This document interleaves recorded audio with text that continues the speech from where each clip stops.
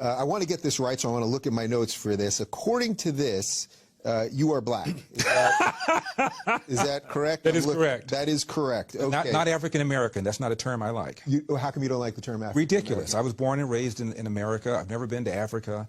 Why am I an African American? Most of my people have been here longer than most of the other people in this room. Yet most people don't have a hyphen. You know, I'm an Italian American, Greek American, Romanian American. It's an absurd term.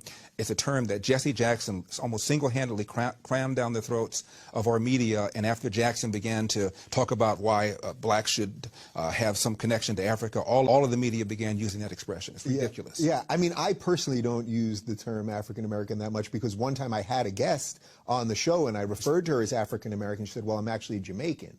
Guys that use these phrases, what are they going for there? Well, what is the goal there? The goal is to tell black people that we're victims, that discrimination and racism remain major problems in America when in fact they don't. And they want black people to vote for the Democratic Party. The Democratic Party gets 95% of the black vote, and the reason they get it is because blacks are convinced that the #1 issue facing the country right now is social justice, racist white cops, discrimination, systemic racism, microaggression, whatever new word they come up with, and it's a bunch of nonsense. The #1 problem domestically facing this country is the breakdown of the family. And President Obama said it. I didn't. A black kid, or a kid, not just a black kid, a kid raised without a dad is 5 times more likely to be poor and commit crimes, 9 times more likely to drop out of school, and 20 times more likely to end up in jail. So you're far more likely to end up in jail without having a dad than you are because of a white racist cop. Right. So, but you wouldn't not acknowledge that there are some systemic issues. Give me an example. Tell me what you think the most systemic racist issue is. What is it? Well, I would say that because black people in most cases, in many cases, were descendants of slaves, that racism as an institution, that it just, a certain amount of it just exists. 2015? Give me the most blatant racist example you can come up with right now. I think you could probably find evidence that, in general, cops are more willing to shoot if the perpetrator is black. What's your data than white. What's your basis for saying that? Last year... Well, look, I know a lot of people would say, look what's going on in Chicago. I know what they would say. Yeah. I'm talking about what the facts are. 965 people were shot by cops last year and killed. 4% of them were white cops shooting unarmed blacks. In Chicago in 2011, 21 people were shot and killed by cops. In 2015, there were 7. In Chicago, which is a third black, a third white, and a third Hispanic, 70% of the homicides are black on black. About 40 per month, almost 500 per year last year in Chicago, and 75% of them are unsolved. Where is the Black Lives Matter on that? The idea that a racist white cop shooting unarmed black people is a peril to black people is BS. It's complete and total BS. And the reason for these so-called activists saying this is the assumption that racism remains a major problem in America. The media, CNN, especially MSNBC, runs down whenever a black cop shoots somebody, and it's some march on Washington. It's ridiculous. Black people, half the homicides in this country are committed by and against black people. Last year there were 14,000 homicides. I'm not talking about suicides. I'm talking about homicides. Half of them were black. 96% of them black on black of that 7,000. Where's the Black Lives Matter people on that? So there's where you would say that this is purely because of social justice. This is purely because they want ultimately for people to be angry enough to just keep voting Democrat. That's right. And where's the evidence of the lack of social justice? When a black suspect is killed by a cop, believe me, the media is on it. People are watching it, and justice will, for the most part, occur. In Baltimore, where Freddie Gray was killed, Freddie Gray died in a van. I shouldn't say was killed. Died in a van. Yeah.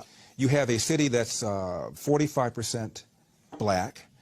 City council is 100% Democrat. The majority of city council is black. The top cop at the time was black. The #2 cop was black. The majority of the command staff is black. The mayor is black. The AG is black. And yet here we are talking about racism. I mean, it's absurd. Yeah. It's absurd. It's a study, University of Washington.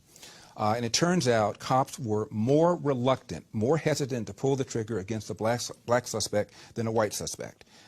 Probably because of the fear of being accused of racially profiling and the fear that the civil rights establishment was going to come down on him. So if anything, whites are more likely to be shot by a cop under certain circumstances than a black person. And in the last 30 or 40 years, the percentage of suspects killed by cops who are black has declined 75%. However, the percentage of whites killed by cops has flatlined. Yeah. And so, if anything, people are more concerned about shooting black people for fear that they're going to be called racist. Almost every one of these incidents involves somebody resisting arrest. Why don't you just do what the police tell you? My dad said, when I get pulled over, have my hand at 10 o'clock, have my hand at 2 o'clock, say yes, sir, say no, sir, make sure my paperwork is in order, and if I feel the cop is mistreating me, get a badge number and deal with it later on. If Jesse Jackson and Al Sharpton and Obama and the whole group of them told black people to do that, we'd have a lot fewer of these things to deal with in the first place. Yeah. All right, so I'm with you. I'm hearing a lot of what you're saying here. So as a black conservative then, who now you've laid out your case there. But you haven't laid out yours. I asked you to name the most important example of racism, and you gave white cops going after black people. And I told you, gave you the facts for that, so that's nonsense. So you must have something else. What else is it? If you think racism remains a problem in America, give it to me. Well, I think it remains a problem. Give it to me. It may not be systemic in that it's not like you're not being hired because you're black. There's no systemic reason, legal reason that exists, that kind of thing. But I think that racism as a general theory exists. I need some specifics. You gave me the white cop thing. What else? Give me another example where you think is a problem. Well, as a black conservative, tell me how do you get people to come around? You're the one who made the assertion that you think racism remains a major problem in America. I asked you to give me an example. You gave me white cops going after blacks. As far as I'm concerned, you didn't hold it up very well. What's the other argument you have? The problem, the biggest burden that black people have, in my opinion, again, is the percentage of blacks, 75% of them, that are raised without fathers. And that has every other social negative consequence connected to it. Crime, not being able to compete economically in the country, being more likely to be arrested, that's the #1 problem facing the black community. And when I hear people tell me about systemic racism or unconscious racism, I always say, give me an example, and almost nobody can do it. So the family stuff, so I'll follow your logic there. On the family stuff, what can actually be done about that then? I mean, because that's a big reverse the welfare state. In 1890, 1900, you look at census reports, a black kid, believe it or not, was slightly more likely to be born to a nuclear intact family than a white kid. Even during slavery, a black kid was more likely to be born under a roof with his biological mother and biological father than today. What's happened is we launched this so-called war on poverty in the 60s, where literally Lyndon Johnson sent people knocking on doors. I lived in the 60s, and people knocked on doors apprising women of their availability to welfare, provided there was no man in the house. And we went from 25% of blacks being born outside of wedlock in 65 to 75% right now. And you look at how much money that we spent on welfare, and the lines are parallel. It was a neutron bomb dropped on this country, not just on the black community, but on people in general.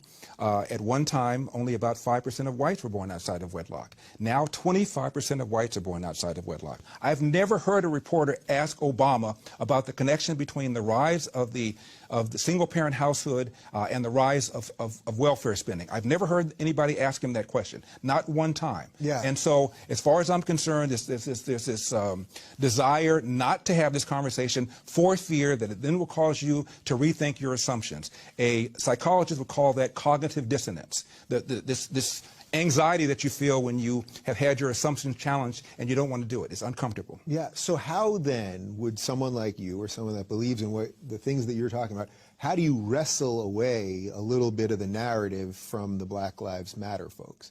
Because obviously I tell the truth. You care about the same thing. Of course, right? I do. I tell the truth. I talk about the #1 cause of preventable death for young white men is car accidents. The #1 cause of preventable death for young black men is homicide committed by other young black men. I tell the truth. I give the facts, and the facts are racist. But the Democratic Party has successfully convinced blacks that racism, this white cop, this is widespread, the man's out to get you, and vote for us and we'll deal with it. To me, there is a access of indoctrination. You have the media, you have academia, and you have Hollywood, all of which tell black people that they're victims. Most professors are to the left.